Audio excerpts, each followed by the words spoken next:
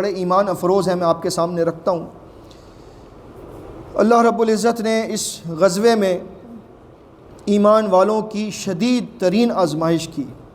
نبی کریم صلی اللہ علیہ وسلم خود بنفس نفیس خندقیں کھودنے میں شامل تھے، اور کیفیت یہ تھی کہ خندق میں سے مٹی نکال کر اپنی پیٹھوں پر صحابہ لاتے تھے، اور پھر وہ گہرے گہرے گڑھے جو انہوں نے کھودے تھے، نہ جانے کتنے فٹ گہرے وہ گڑھے تھے، اندر جاتے تھے، کھودتے تھے، پھر مٹی اپنی کمر پر پیٹھ پر لاد کر اوپر آتے، پھر پھینکتے، اور اس طرح سے تمام اہل اسلام اسی کام میں لگے تھے۔ مہاجرین اور انصار سب اس کام میں مشغول تھے، ان کے پاس کوئی غلام نہیں تھے، کوئی مزدور نہیں تھے کہ وہ ان کے ساتھ مددگار ہوتے۔ صبح کا وقت تھا، ایک دن سردی کا دن تھا، صحابہ کرام خندق کھود رہے تھے۔ اسی اثنا میں اللہ کے نبی صلی اللہ علیہ وسلم تشریف لائے۔ آپ نے ان کی حالت دیکھی کہ فاقے سے دوچار ہیں۔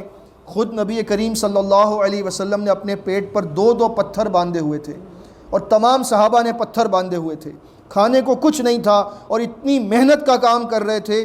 اس وقت نبی کریم صلی اللہ علیہ وسلم نے یہ اشعار پڑھے، اللہم لا عیش الا عیش الآخرہ، اے اللہ کوئی عیش نہیں لیکن آخرت کا عیش۔ اللہم فاغفر للانصار والمہاجرہ، اے اللہ انصار کو بھی بخش دے اور مہاجرین کو بھی بخش دے۔ یہ اشعار سن کر صحابہ کرام نے بھی کچھ اشعار پڑھے جو بڑے ہی زبردست اشعار تھے۔ سوچئے بھوک کا عالم ہے، صحابہ کرام بھوکے ہیں، پیٹ پر پتھر باندھے ہیں، خندقیں کھود رہے ہیں، پیچھے گھروں میں بیوی بچے خطرے میں ہیں، 10,000 کا لشکر سامنے ہے، اور اشعار پڑھتے ہیں، نحن الذین بایعوا محمدا علی الجہاد ما بقینا ابدا، ہم وہ ہیں جنہوں نے محمد کے ہاتھ پر بیعت کی ہے کہ ہم جب تک زندہ ہیں جہاد کرتے رہیں گے۔ نحن الذین بایعوا محمدا علی الجہاد ما حیینا ابدا، نحن الذین بایعوا محمدا علی الاسلام ما بقینا ابدا، ہم جب تک زندہ ہیں اسلام پر زندہ رہیں گے، جب تک زندہ ہیں جہاد کرتے رہیں گے، اللہ تعالیٰ سے مدد طلب کرتے رہیں گے۔ اس طرح سے صحابہ کرام کوشش کر رہے تھے۔ نبی کریم صلی اللہ علیہ وسلم خود بھی ان سب کے ساتھ شامل تھے،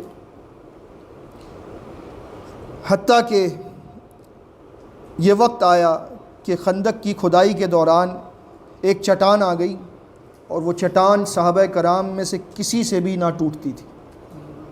تو صحابہ کرام نے آ کر بتایا، نبی کریم صلی اللہ علیہ وسلم سے عرض کی کہ یا رسول اللہ، ایک چٹان ایسی آ گئی ہے جو ٹوٹ کر نہیں دیتی، ہم سب نے کوشش کر لی، وہ نہیں ٹوٹتی۔ نبی کریم صلی اللہ علیہ وسلم اس وقت ان کے ساتھ گئے، اور آپ نے اپنی کدال سے ایک ضرب لگائی اور وہ چٹان ریزہ ریزہ ہو گئی۔ اللہ رب العزت نے نبی صلی اللہ علیہ وسلم کو اس قدر طاقت سے نوازا تھا کہ بھوک کی کیفیت میں بھی ایک ضرب لگائی اور وہ چٹان جو نہ ٹوٹتی تھی وہ ٹوٹ گئی۔ جنگ کی تیاری اپنی جگہ تھی، بھوک کی شدید آزمائش تھی، اور ایسے میں اللہ رب العزت کے ایک نیک بندے نے نبی کریم صلی اللہ علیہ وسلم کی بھوک کی کیفیت کو محسوس کیا۔ جابر بن عبداللہ رضی اللہ تعالیٰ عنہ، صحیح بخاری کتاب المغازی میں ہے، وہ فرماتے ہیں کہ جب خندقیں کھودی جا رہی تھیں تو میں نے نبی کریم صلی اللہ علیہ وسلم کو سخت بھوک میں دیکھا۔ میں اپنی بیوی کے پاس فوراً آیا اور میں نے کہا، کیا تمہارے پاس کھانے کی کوئی چیز موجود ہے؟ میں نے نبی کریم صلی اللہ علیہ وسلم کو بھوک کی اس حالت میں دیکھا ہے، میں خود بھی بھوکا ہوں، لیکن مجھ سے نبی کریم کی بھوک دیکھی نہیں جاتی۔ ان کی بیوی نے ایک تھیلا نکالا، اس میں ایک سا جو تھے، پھر کہنے لگی ہمارے پاس ایک پالتو بکری کا بچہ بھی ہے، اسے ذبح کر دیتے ہیں۔ چنانچہ جابر رضی اللہ تعالیٰ عنہ نے اس بکری کے بچے کو ذبح کیا، اور جو پیس کر آٹا ان کی بیوی نے تیار کیا۔ ذبح سے فارغ ہونے تک وہ آٹا گوندھ کر فارغ ہو چکی تھی۔ کہتے ہیں کہ میں نے گوشت کے ٹکڑے کر کے ہنڈیا میں ڈال دیے، پھر میں نبی کریم صلی اللہ علیہ وسلم کی خدمت میں واپس آیا۔ بیوی کہنے لگی، مجھے رسول اللہ صلی اللہ علیہ وسلم کے ساتھیوں کے سامنے رسوا نہ کر دینا کہ جتنا کھانا ہے اتنے ہی لوگوں کو لانا، یہ نہ ہو کہ زیادہ لوگ آ جائیں تو میں کہاں سے پورا کروں گی۔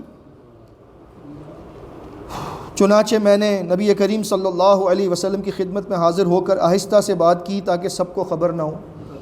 میں نے کہا یا رسول اللہ، ہمارا ایک چھوٹا سا بکری کا بچہ تھا، میں نے ذبح کر دیا۔ ایک سا جو کے گھر میں رکھے تھے وہ پیس دیے، بیوی نے آٹا گوندھ لیا ہے، یہی کچھ تھا ہمارے پاس۔ آپ اور آپ کے چند اصحاب میرے گھر آ جائیں تاکہ آپ کھانا کھا سکیں۔ نبی کریم صلی اللہ علیہ وسلم